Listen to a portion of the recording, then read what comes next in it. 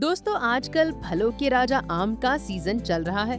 हर जगह आम की डिमांड बढ़ गई है।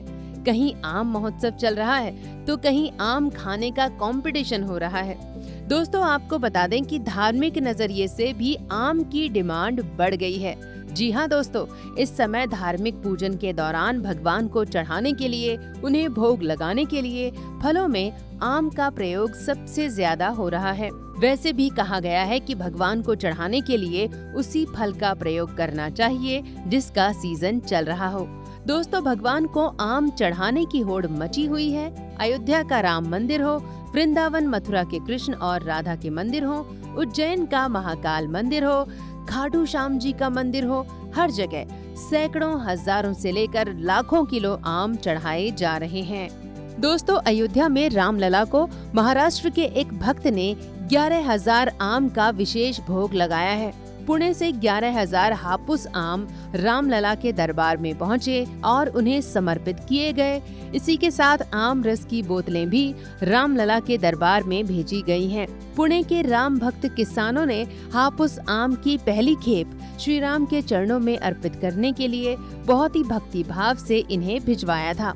इसके लिए वे महीनों से तैयारी कर रहे थे और अपने आराध्य के चरणों में चढ़ाने के लिए चुन चुन कर सबसे खास आम भेजे। दोस्तों आपको बता दें कि हापुस आम सबसे महंगे आमों में शुमार किया जाता है। दोस्तों महाराष्ट्र के ही कुछ अन्य भक्तों ने उज्जैन में भगवान महाकाल को 1,250 किलो हापुस आम और शुद्ध केसर का महाभोग लगाया है, जिसकी कीमत 11 लाख रुपए बताई जा रही है। भोग में स्वर्ण वर्ग से जड़ित आम चांदी के थाल में बाबा को अर्पित किए गए। दोस्तों इसी तरह से छत्तीसगढ़ के बिलासपुर स्थित खाटू श्याम बाबा के मंदिर में 101 किलो आम का भोग लगाया गया। इस दौरान बाबा के भव्य श्रृंगार दर्शन करने और उनका आशीर्वाद लेने के लिए बड़ी संख्या में श्रद्धालु जुटे। दोस्तों आपको बता दें कि सनातन हिंदू धर्म में फलों के राजा आम को लेकर जो महत्वपूर्ण धार्मिक अनुष्ठान होता है उसे आम मनोरथ कहा जाता है। आम मनोरथ अनुष्ठान में अपने इष्ट देव को आम का भोग लगाया जाता है। दोस्तों आम के सीजन में ये अनुष्ठान होता है, लेकिन ज्येष्ठ मास में इसका विशेष फल मिलता है। मथुरा, वृंदावन समेत ब्रज में तो ऐसी मान्यता है कि द्वापर युग में पूरे ज्येष्ठ मास के दौरान भगवान श्री कृष्ण अपने भक्तों के साथ जल विहार किया करते थे और बड़े प्रेम से आम का भोग ग्रहण करते थे। तभी से ब्रज में और देश के दूसरे कृष्ण मंदिरों में जल विहार और आम मनोरथ की परंपरा चली आ रही है। दोस्तों बड़े मंदिरों में आम मनोरथ के दौरान कम से कम 1.25 लाख आम से भगवान को भोग लगाया जाता है। मथुरा, वृंदावन में 1.25 लाख आमों का भोग लगाने से पहले उन्हें साफ करके उनके मुंह को काटा जाता है। भोग लगाने के बाद ये आम सेवा कर्मियों, राजभोग, झांकी के सैकड़ों दर्शनार्थियों में बंटते हैं। मंदिर में 1-2 दिन पहले ही देश भर से श्रद्धालु दशहरी, लंगड़ा, चौसा, हापुस, केसर, नीलम, रत्नागिरी समेत कई किस्म के आम भेजते हैं। श्रीनाथ जी मंदिर मंडल तो इसके लिए हर साल 80 क्विंटल आम खरीदता है। गुजरात से कई श्रद्धालु तो ट्रक भरकर आम भिजवाते हैं।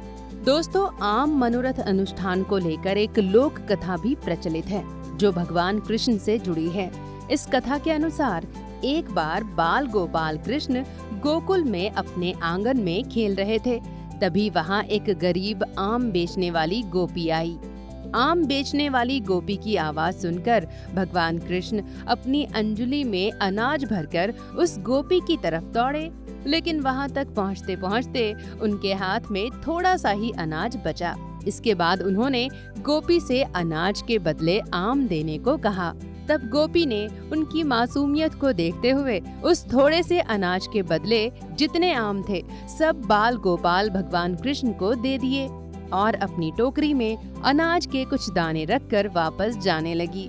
लेकिन जब वो यमुना किनारे पहुंची तब उसे अपनी टोकरी भारी लगी। उसने जब टोकरी को सिर से उतार कर देखा तो अनाज के सारे दाने रत्न आभूषण में बदल चुके थे।